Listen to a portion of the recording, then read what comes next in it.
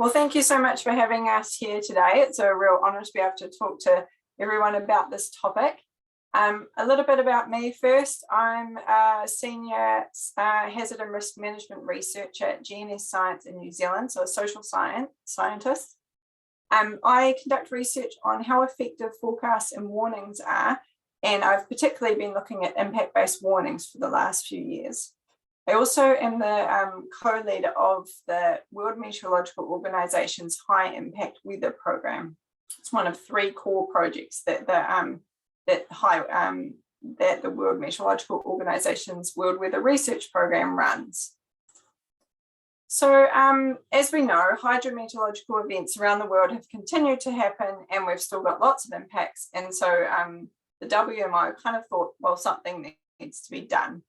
So they suggested that we make warnings more meaningful by implementing impact-based warnings. And this aligns with the early warning systems becoming people-centered. So they're increasingly being used around the world by the National Hydrometeorological Services. So for example, Rainer Kaltenberger and his colleagues in 2020 found that amongst the European services that they surveyed, the vast majority expected to be implementing these impact-based warnings and criteria for their public weather services in the near future. However, very little research has actually been conducted on whether these impact-based warnings are effective or not in terms of people's behavioural response. So in New Zealand, prior to implementing this kind of warning system, our Met service approached us and suggested that we do some work together to find out how effective these are. And so that's what prompted this research that we conducted. It was published in 2018. It was by the list of people at the bottom there, and from a range of institutes, including, as well as GNS and Met service. It was with the Regional Emergency Management Office and some universities. So what is an impact-based warning? Well, before we jump into that, let's look at some of the elements involved with risk, just in case people aren't too familiar with it.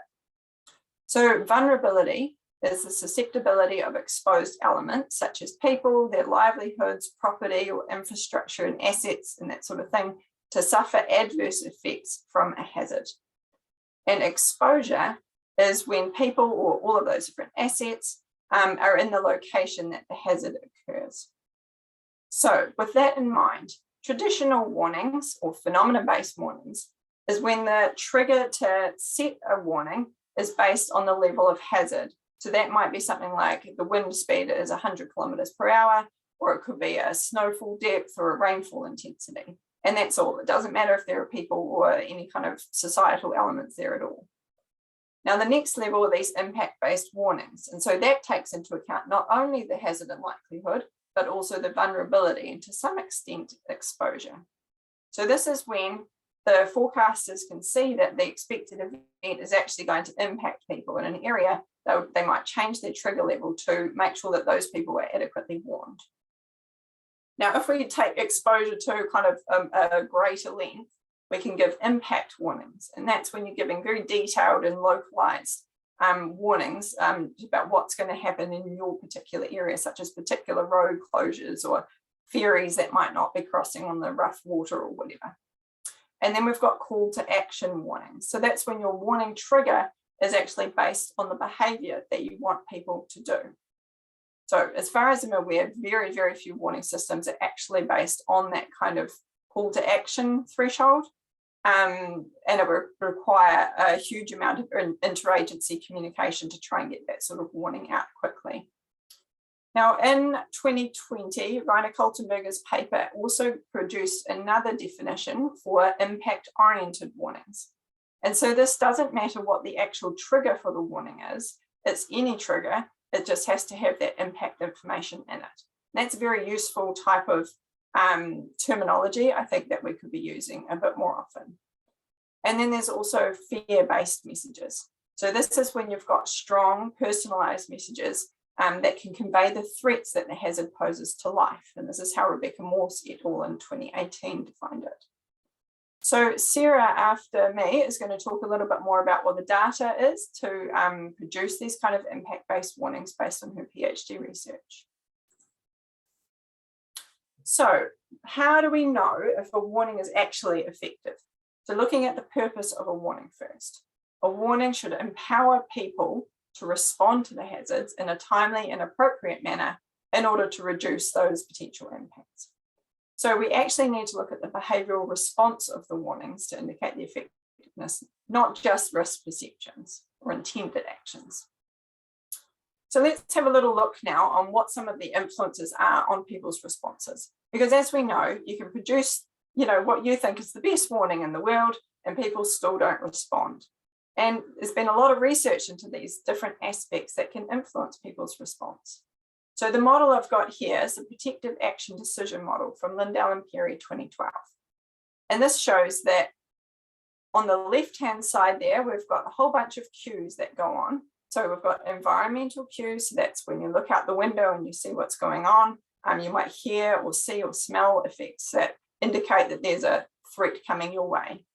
There are social cues. So looking at what others are doing. It could be looking out your window and seeing your neighbour preparing to evacuate, or it could be on social media. The information sources that the information comes from affect the response as to what you like to access, like whether you have a smartphone and you receive lots of social media information, or if you don't and you're more reliant on the daily newspaper or the radio, etc. Then you've got the warning messages themselves and how they're framed and what they're based on. And you've got receiver characteristics. So that's everything from how strong you are, how your vision and hearing is, your demographics, your mental model, your socioeconomic status and that kind of thing, your resources you've got available. So with all of those things in mind, we then go into the pre-decision processes. So that's whether or not you're exposed to the warning message. So for example, you might not get it at all. It might not come to your particular phone. It could be how much attention you're paying to it. So if you're trying to settle your baby and you just quickly quieten the phone before it wakes up the baby, I've been there and done that. And then there's also the comprehension, how much you understand it. Is it in your language or is it too technical, etc. So then you get into your core perceptions. We've got threat perception. So all those things in mind, you've received that message, you paid attention to it, etc. You understood it. How much at risk do you actually think you are? And then you've got what do you think about the actions that are suggested or that you think you should be taking? Like, are they achievable to you? And also your stakeholder perception. So that's how much do you trust the agencies involved that are giving you that message. Once you've done that, you then get into your protective action decision making. So that's actually deciding what you're going to do. Now that can have different elements of risk identification as well. So you've decided it's a threat, so what should you do about it? Basically the deciding part. And then at that point you do your response, you implement it. And that response might be, actually, I wasn't quite sure what all of that meant, right? I've got some gaps in my understanding here. I'm going to go back and do an information search and it starts the process over again. Or you might go ahead and do that response straight away, or you could go down the track of emotion-focused coping. And there are facilitators and impediments as well. So if you decide that you want to evacuate, you go ahead and do it, and then you find that your road is blocked from flooding or whatever, so you can't do that. Or your neighbour might come and pick you up and take you, so that helps you to make that decision, etc. So sometimes this can happen extremely fast if, for example, there's a very real threat or there's a very high amount of credibility in the source. Those things can be fast-tracked and you might skip steps out. But if there's a lot of ambiguity, then you're more likely to take your time and go back and do that information searching. So when we're talking about impact-based warnings in this, we're really only talking about that one, the warning message and how much we're understanding it, and then how that affects our perceptions and how that moves through to the actions, which is what we can measure. But I just wanted to highlight that there are so many other influences in that decision to act that this is not taking into account. So we can only kind of go so far with these warning messages. So onto the research we conducted. This was a hypothetical event about strong winds, and we did an online survey. We got over 1,300 responses. We split the participants up into two even groups. One got a phenomenon-based warning with the message on the left there, which included that wind gusts would be expected of 140 kilometres per hour. And then the other half got an impact-based warning, which in retrospect probably is more of an impact-oriented warning. which included the information about the impacts, but it didn't include the 140-kilometre-hour wind gust. And then we asked a bunch of questions, 4 to do with risk perceptions. So how easy was it for them to understand the possible effects of the hazard? How threatened did they feel? How credible was the message? And how concerned were they? And then 10 intended action questions, as well as experience and demographics. So what did we find? Well, in terms of those risk perception data, we found that impact-based warning recipients were more likely to feel more threatened, more concerned, and have a higher understanding of the impacts. So that is really good news for impact-based warnings. It shows that risk perceptions are getting increased by them. And this is in alignment with much of the literature out there. A lot of us are finding that that's what's happening. Now, in terms of the credibility of the message, I found that there was no statistical significant difference between the impact-based and the traditional warnings, which was the same as what Philip Weyrich found in 2020. And we tested this in particular because of some prior research that had found that these impact-based warnings or consequence fear kind of messages actually were detrimental for credibility. And in understanding how to respond, Philip Weyrich also found no significant difference there. So in terms of our action findings, out of the 10 elements that we tested, only 2 of the 10 had a significant difference in favour of impact-based warnings. So all those ones on the right there, that was not supported. We did not find that that was the case with impact-based warnings. But on the left there, the 2 that we did find that were significant were that they were less likely to do nothing differently, which is a really horrible way of trying to understand this, but what it means is they were more likely to do something. But what exactly that was, we're not sure because it didn't appear to be any of the other things that we tested. And then the second thing was that they were more likely to check other information sources. So that's kind of interesting because that means either they wanted that 140-kilometre-hour wind information that we didn't give them, or just they're more interested and they want to know, more, and so they're more likely to go and find out more about it in order to act. So how does that sit with the literature? Well, you can see here we're pretty evenly split. Almost half of the research has shown that there is a significantly positive difference with impact-based warnings being more effective at prompting actions, and about half of us found that there was no significant difference for the majority of the actions. So it could be that all these other factors actually have much more influence on people's response than those message characteristics. And Philip Weyrich in 2018 found that including guidance messages actually might be more effective than including impacts, which is quite interesting. So this is from Rebecca Morse et al.'s study in 2018, and I thought it was worth highlighting that in her research, they found that modifying the information about the hazards or the potential personal or societal impacts had at most a small effect on people's risk perceptions and decisions to act. So this indicates that one cannot assume that additional hazard or impact-based messaging will actually increase the perceptions and motivate people to act. So this is saying that it's only got a small effect having these impacts in there. So let's not assume that they're awesomely effective. Let's look into this a little bit more. So some limitations about this research is that the vast majority of us, myself included, is looking at the actual impact messaging, including it's very, very difficult to actually test the effectiveness of the foundation of your warning system, like where those triggers are. We found that there's very mixed results so far, both between the studies and also even within the studies. Almost all of these events are hypothetical, and so it's people's intention to respond, but we know that in real situations, the emotions in the social environment are actually much more influential, not just the information they receive. Only, I think, Philip Weyrich's study in 2020, he found using a real event that there was no significant difference between the warning messages. And also, most of these studies are not representative because they're conducted online, etc. And I might be missing some literature as well, of course. So really more research needs to be done on this to try and get some more clarity on whether they're effective or not. Now, that was all on individual members of the public reacting to impact-based warnings. So could impact-based warnings actually be effective for emergency managers and agencies and institutions and all those core partners that kind of coordinate the response? Because that would be effective, wouldn't it? That would be important. So Thomas Cox and colleagues in 2018 did this awesome ethnographic study in Germany with the fire service. And they looked at how impact information was being used to inform their preparedness and response. And so they found that they do use this impact information in their response.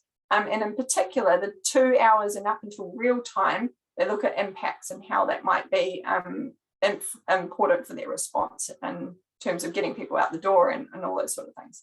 And so that suggests that impact forecasts and warnings would be useful. And then in the US, a study by Jane Harrison, so not to be confused with Sara Harrison, who's talking after me, in 2014, found that emergency managers and the media were apparently satisfied with the new impact-based warning products that were being issued by the National Weather Service in the US. So on to my second study here. We did some research both in Europe and in New Zealand to look at what are the benefits and challenges of implementing impact-based warning systems from the institutional perspective. In Europe, we did 6 interviews with forecast meteorologists, flood forecasters, governance officials and communicators.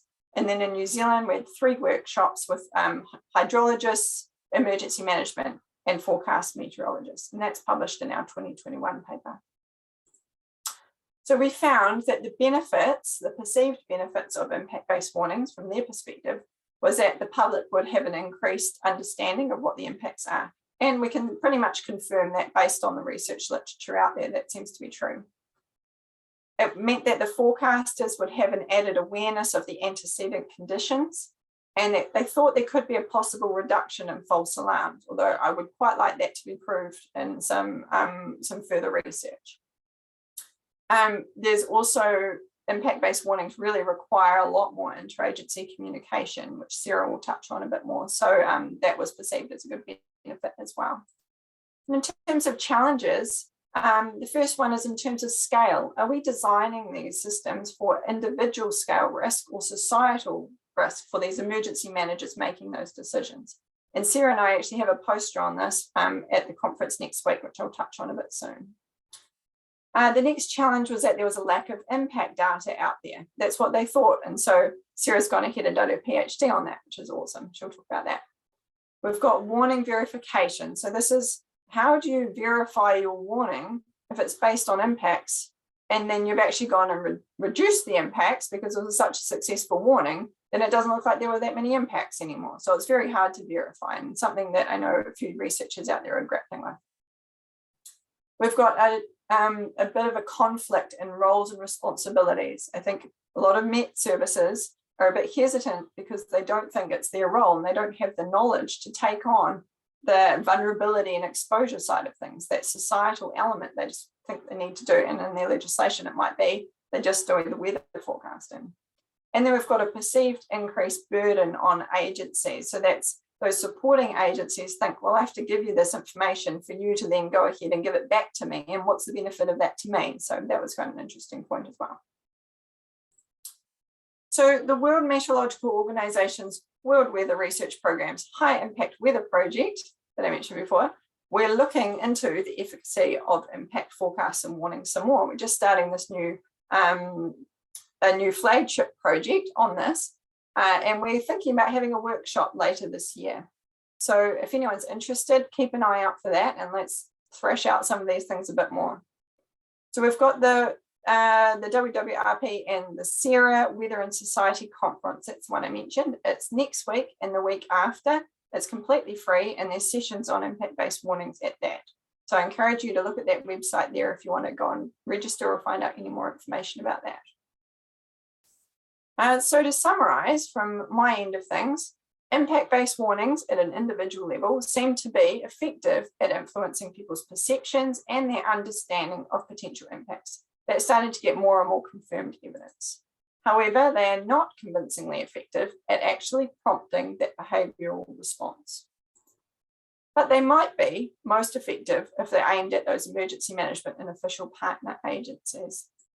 So the question really is, should our efforts still be on trying to get very highly localized and defined models about impacts and risk and spending all that money and effort trying to do that? Or are there other ways that we can kind of scale this conversation and be okay with this, as Joanne Robbins says, minimum viable product for this kind of warning system? So, and then also another question to be thinking about here is, who should these impact-based warnings be aimed at, and what are we kind of all working towards here? So I'll leave that slide there with all my copious references in case anyone wants to jot anything down, but that's all from me. Thanks very much, and I can hand it over to Sarah. Thanks, Sally. That was very informative. One question in the chat, I think. Okay, great. We were looking for the link that you just mentioned for the webinar, but that's great. It's in the chat already. Thanks, Sally. I would like then to give the floor to Sara. I think Sally needs to stop sharing her screen and then Sara can start. I'm kind of stuck and I've lost my window. No worries. Might need to mute me. I can, yeah, you have muted. Yeah, there you go.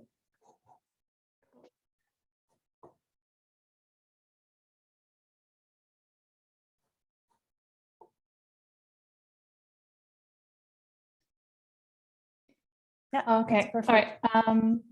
Great, thanks, Sally, and thank you, Marlene and colleagues for the invitation to present. It is an honor and a privilege to be able to present my PhD thesis just 2 weeks after I defended it. So I'm not Sally's student anymore, I'm her colleague. And I now work at GNS alongside Sally.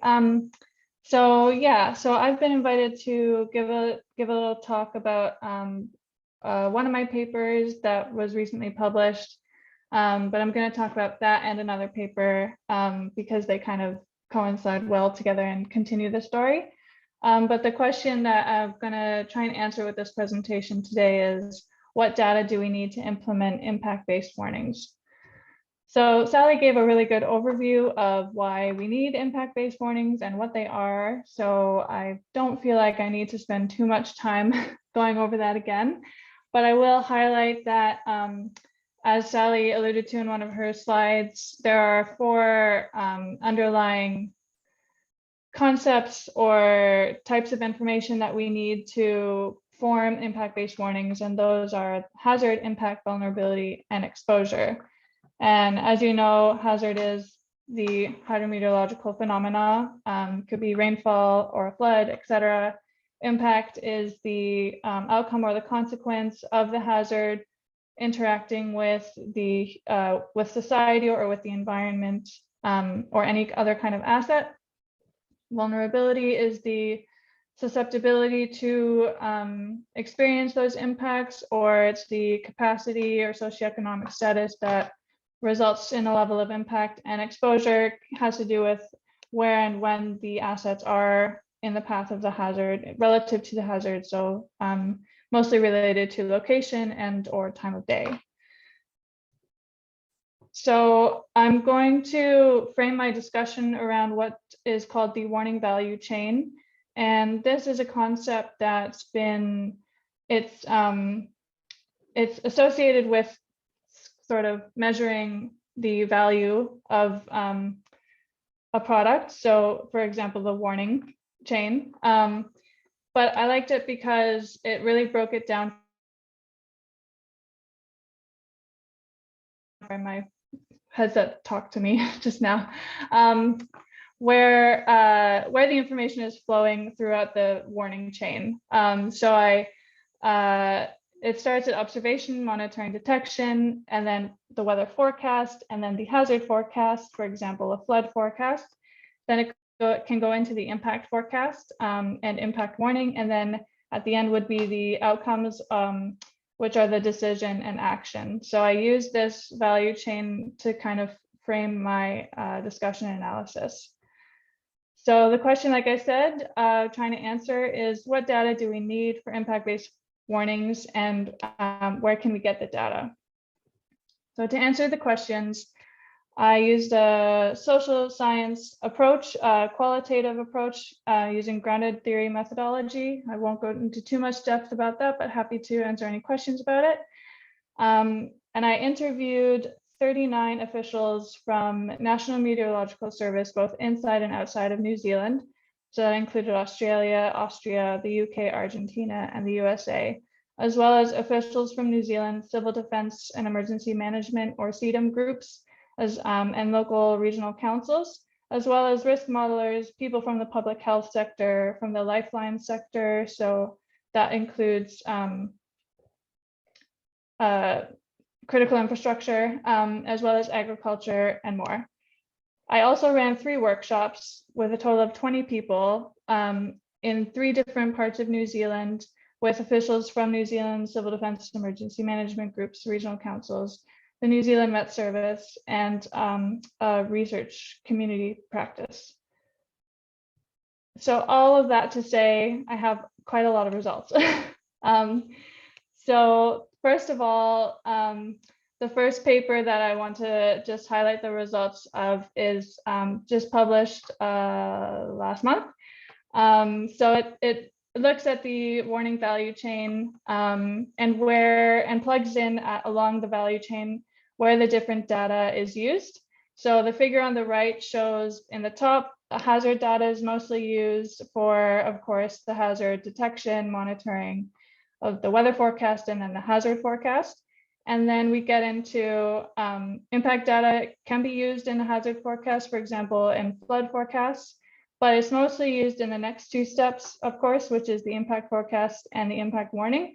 But it's not just impact data that's used. And that was a key finding from early stages of my PhD, where a lot of meteorologists were saying, we don't know what impact data, where to get impact data, and how to integrate it into the warning system. But actually, it's not just impact data, it's also vulnerability and exposure. And so we found that you do need all 3 of them, including the hazard data, to inform the impact forecast and the impact warning. And then down at the bottom, in terms of decision and action, other social data informs the decision and action. And that goes back to Sally's discussion on the protective action decision-making model. And then actually impact data is created, of course, from the outcome. So it's kind of like a loop. And then, of course, the uncertainty increases as we go down the chain, as we get more and more data, and the sources and the quality of the data is a lot more patchy, the uncertainty increases. So that's something that we have to keep in mind when we are creating impact-based warnings. So key findings are that there is a growing need to forecast and warn for social and health impacts. So there's quite a focus on forecasting and warning for physical impacts, impacts to infrastructure, to traffic, etc., but less focus on and less knowledge around forecasting and warning for social and health impacts. But in my study, I identified at least 2 examples where this needs attention. One is for severe thunderstorm-induced asthma attacks. So there's an opportunity there to explore the thresholds for that and design warning systems to warn for these events. And another one is in terms of social impacts for culturally significant events. If they happen to coincide with a severe weather event, how can we improve the messaging to then get the kind of response that we want from people, rather than having a lot of upset people blaming the meteorological service for canceling a football match, even though the Met Service didn't do that. We need to also account for antecedent conditions, human response capabilities, human behavior, which change over space and time. And so that relates to dynamic vulnerability and dynamic exposure. So we need to actually recognize that vulnerability and exposure do change over space and time. They can change throughout the day as people move throughout the day. And so when a warning is issued at night, that can be different from when a warning is issued in the middle of the afternoon in terms of where people are and what the impact might be. And then that, yes, so defining thresholds using dynamic exposure and vulnerability is a recommendation to better design impact warnings. I also found that there's two approaches that are used for forecasting impacts and for designing thresholds, depending on the data that's available. So there's a quantitative approach, which is very much based on modeling, and then there's a qualitative approach. So the figure on the right is an example of where the two approaches can be used for defining impact thresholds. So you can use a risk or an impact model to input asset data. So for example, building data, impact data. So for example, where a building was damaged and how badly it was damaged, and then put that into vulnerability functions to determine the degrees of damage from the hazard severity, and then you get the damage thresholds. Or you can use an impact-oriented discussion, which is a bit more subjective. It's based on historical data knowledge, tacit knowledge and experience. Impact tables can be used, as well as a risk matrix, and scenarios and probabilities with uncertainty can also come into play. Ideally, one of my participants highlighted that both of these approaches should be used complementarily. We shouldn't rely on one or the other. So finding out, or we shouldn't preference one over the other. So finding a way to use them both complementarily if they're both available is ideal. However, it's still a question of, do we need both, or can we just use one over the other? It depends on who the warning is designed for, who the users are, et cetera. And so it's very contextual.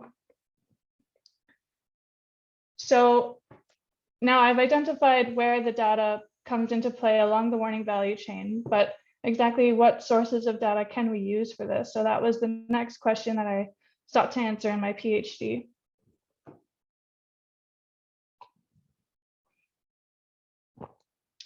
So in this slide, I've just summarized a few key data sources or data sets that I identified through interviews and workshops with my participants. So of course we have hazard data. So there's quite a bit of work on this, so I didn't focus too much on that, but there's weather stations, radar, etc.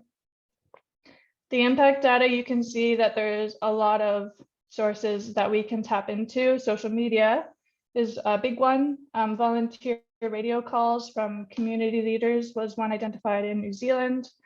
Damage surveys conducted by regional councils or by engineers, etc.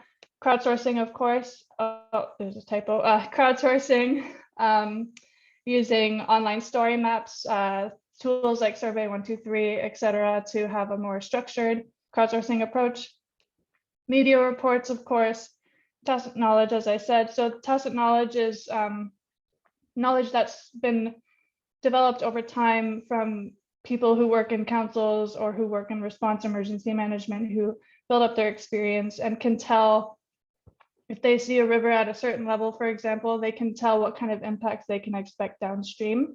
And that's actually quite important here in New Zealand in terms of informing some emergency management plans. Emergency call center reports, excuse me.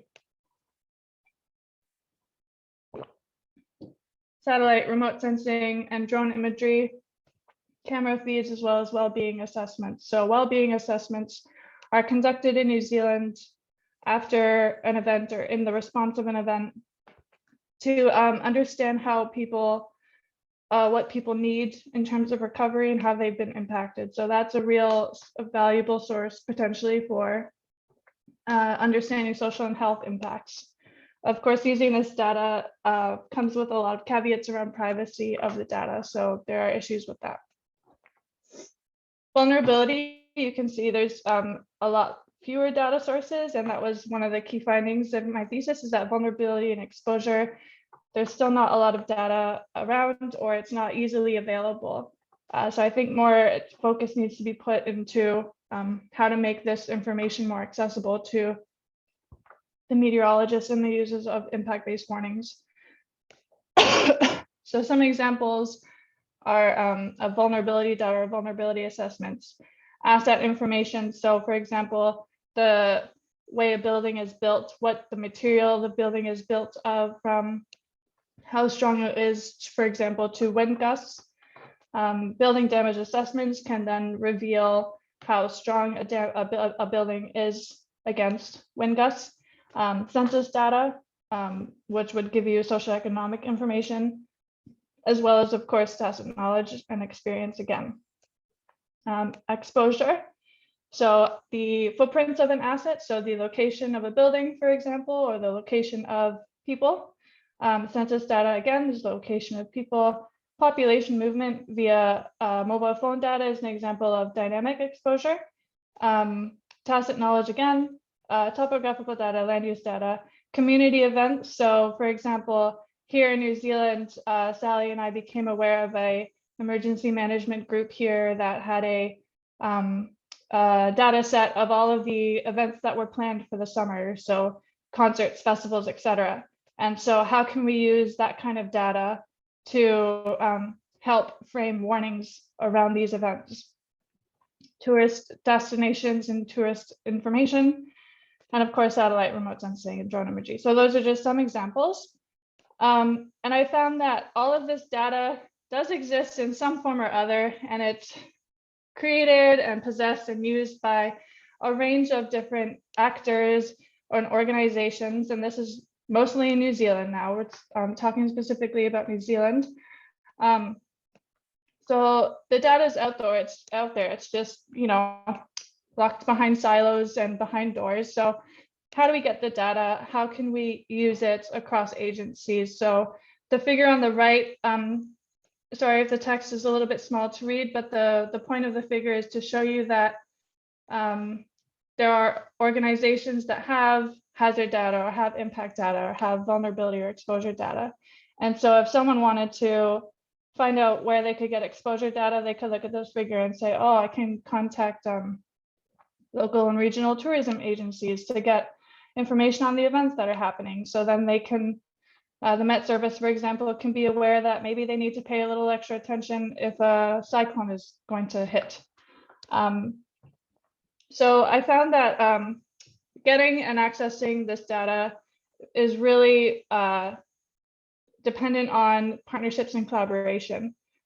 And of course, as Sally mentioned in her presentation, implementing impact forecast and warning systems is also dependent on partnerships and collaboration. So I guess the key takeaway of my PhD is that we need to really strengthen and nurture partnerships and collaboration to implement impact forecasting and warning systems and to get the data that we need to do so. So some things that we can do to build and nurture those partnerships and collaboration. Some examples, meteorologists can directly communicate with the emergency services in question, as is done in New Zealand using telephone and email. The meteorological service and emergency responders can work together to define tailored warning thresholds based on their knowledge of local vulnerability and exposure, for example. A mailing list or stream of meteorological forecasts and warnings that emergency responders are looped into and can choose to escalate would allow emergency responders to maintain a constant line of communication with the meteorological service. Meteorological services and emergency responders can arrange cohabitation arrangements. And this cohabitation is when two agencies work from the same location. So this would really shorten the amount of time needed to communicate with someone if they're right next to you in the same room. They can also run joint training scenarios together to identify needs and fill gaps in communication.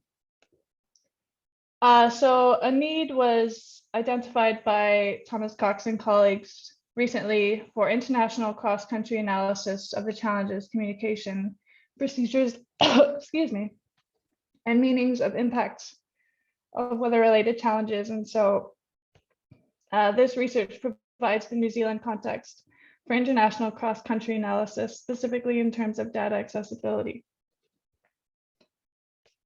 I really hope I don't have COVID. There's a list of my papers that I mentioned in this presentation. Happy to share the links later. And thank you so much. And I'm going to try and stop talking now. That was great. Thank you, Sarah. I hope your your voice survived. And I think you started your talk by saying that you successfully finished your PhD. So big congrats from our side. That's huge. Yeah. I'm gonna open it up to the group. If there are any questions, feel free to just raise your hand and then unmute. And if you have a question, maybe briefly introduce yourself. I think Seth is raising his hand. So Seth, the floor is all yours. Seth. Hi, my name is Seth Bryant. I'm working at GFC here in Germany in Potsdam. I have a sort of a murky question related to the sort of the uncertainty in the communication of the impacts. So kind of thinking about if people start to receive warnings that either were inaccurate or that because of the underlying models were inaccurate, or maybe they're inaccurate because they were so effective and then those impacts were avoided, like you guys mentioned. I'm just wondering if you could sort of comment on the work that's been done around that and the sort of the your thinking around that phenomenon. Sure, give it a go. This was going to be one of Sarah's PhD exam questions. We weren't quite sure how to tackle it, to be honest.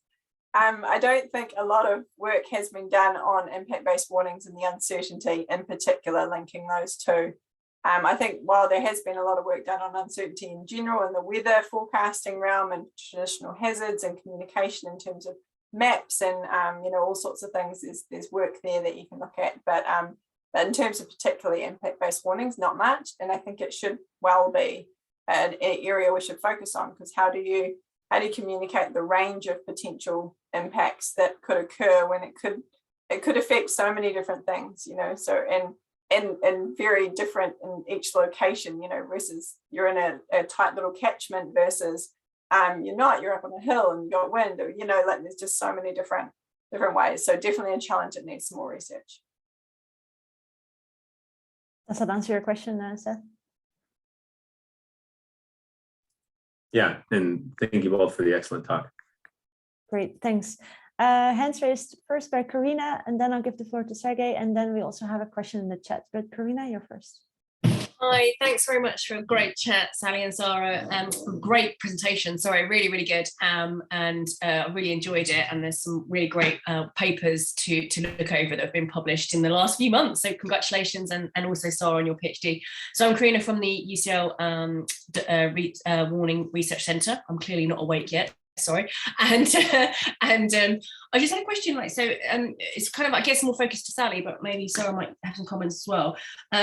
So the first part of the presentation talked about how these impact-based warnings are really useful, particularly for, say, key decision makers and emergency managers.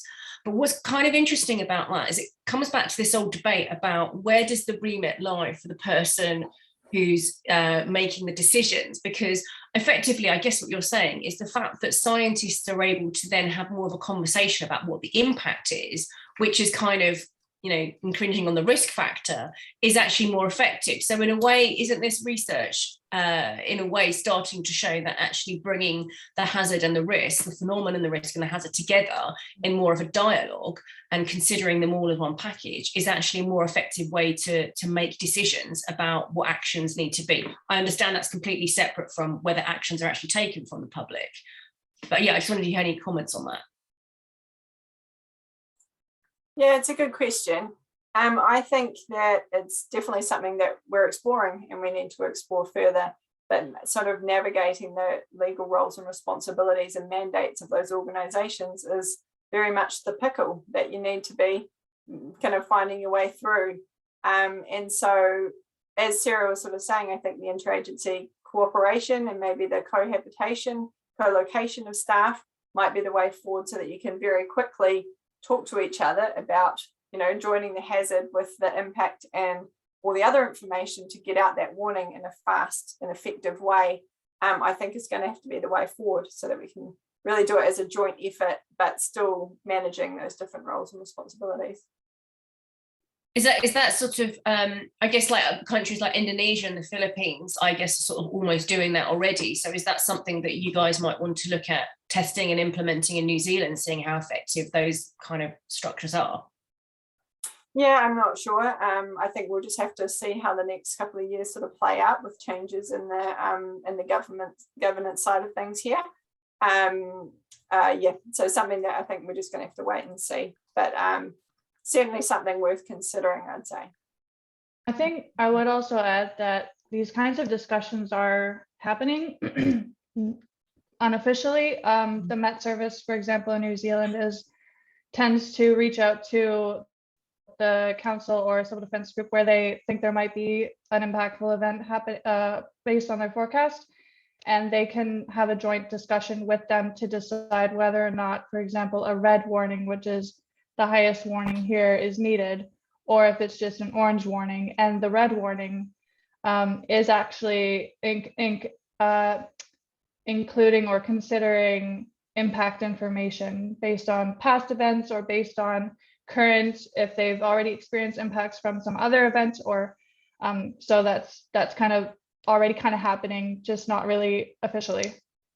That's really interesting, Sarah, because that was exactly the findings I had when I looked at the United States Geological Survey on volcano early warning systems, where actually they had the formal alert level system, but a lot of the work to make it actually function effectively was done outside of that system in unofficial channels. And I think, that's a really good point, because that is part of the warning system. That is part of the relationships that need to be set up. And it's increasingly, from your research as well, showing that that's actually a really important and key component in making these effective. So yeah, and it really does depend on the relationship too, because my participants said that they have really good relationships with some councils and some civil defense groups, not so good with others, either lack of interest or lack of capacity, a high staff turnover. So it's really, how do we build those relationships with those people? And so I have some of those recommendations that I highlighted. Brilliant, thank you. Great, thanks. Then I would like to give the floor to Sergey. Thank you. Hello, my name is Sergey Vorogushin from GFZ Potsdam. Thanks for very nice presentations, really, insightful talks. My question actually goes to the same direction as Karina's. Actually, I was wondering, what would be the legal or institutional framework? Who's actually responsible for issuing early warnings? Because it gets complicated when it goes down the whole hazard and impact chain. And so does it do the meteorological service or hydrological services if it gets to floods, or then geological services if it gets to landslide impacts and so on? So is the key to kind of centralize this along some chains, or let it be fully distributed and hope that cooperation helps? Would it work in the emergency event where one should bring people really very quickly on table and issue such warnings? What would be your thoughts on that? But you partly already answered that. Thanks. Yeah, it's a good question, and I think one that does need to be explored a whole lot more. But of course, it's different in every country, and for every hazard, really. So a huge amount of work would need to go into centralizing those kind of systems.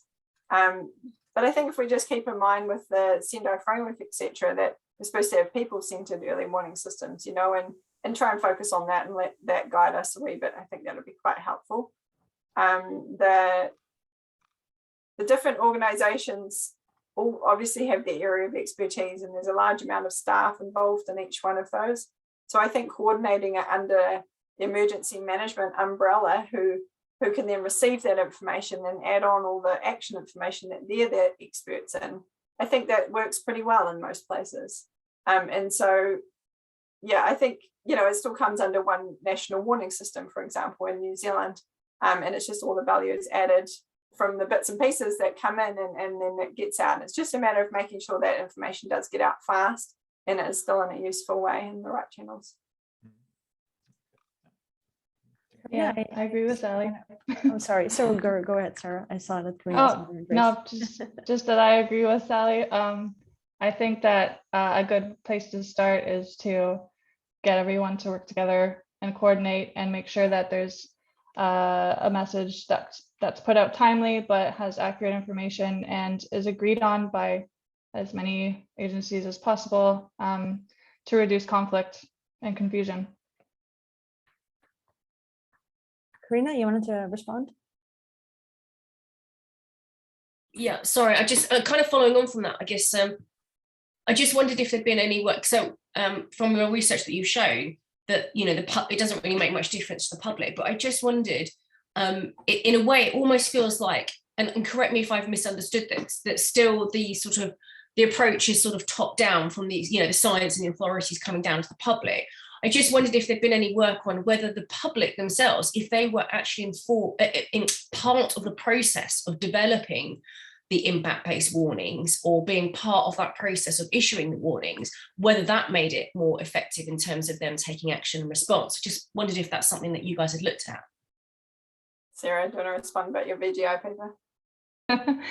Yeah, so that was initially my research idea for my PhD. So I did a literature review on how volunteer geographic information. So volunteer geographic information is basically crowdsourced information, but it can be either just through crowdsourcing through social media, or it can be through more participatory approaches like participatory mapping and participatory GIS.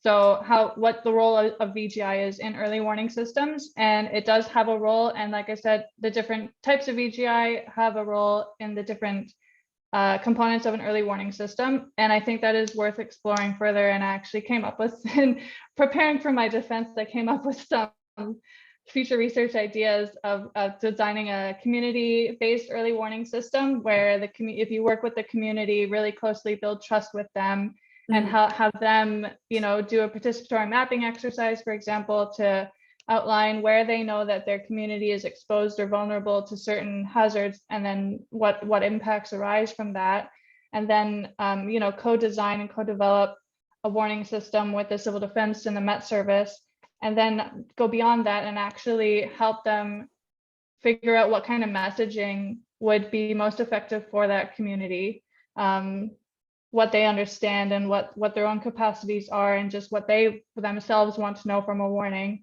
So that's a research idea that I have. Might be able to explore that in the future. No, I think that's really interesting. That's kind of really getting to the heart of it, isn't it? I think that'd be a great project to do. And obviously, I think we've really alluded, like the International Federation, the Red Cross has done loads of stuff on those kind of community-based or community-driven warning systems. So I think it would be really interesting to see that in a sort of New Zealand context. I think would be fascinating. So yeah, hopefully you get to do it. Sarah, I think there was another question asked to you in the chat regarding the Sendai framework and whether you see any improvement in the framework to be considered in this year's midterm review of the Sendai framework. That's a great question. I'm just going to read that. And Horst, if I see you're here, so if you want to can I make a remark on this? Yeah, quite important. Maybe that also can give some ideas to other presenters in the whole event. We have, I think it's very prominent that the Sendai framework, after Hugo 15 years, now we have 6 years of Sendai framework. And in the definition of the Sendai framework, there is already that review phase, which takes a complete year now at the moment, and this gives rise to everyone can make remarks. They're absolutely open, very nice, very rare. I'm very happy about the procedure. And the thing is, what of science side, from administration side, from civil society side, can be given advice or being critics or applauding the good function of the framework or something like that. And that is something which permanently now through this year until September will be possible to give the remarks. And the question here, for instance, is twofold. Does the Sendai framework, as it is defined now, have its impact in the right way already, or is the impact missing of the right framework, or do we have Are there screws and knobs in the framework? Better to have some different wording to get into a little bit better strategy of early warning and early action and so on. These kind of changing, advising for recommending change of the framework text will be something that certainly couldn't be done now within the next 2 years, but we have to prepare for the next framework, whatever name it is, of 2030 plus. This is short time. This is only 5 years, and we know that this from international governments negotiations, what will be the next program, and we have to be involved there. Thank you.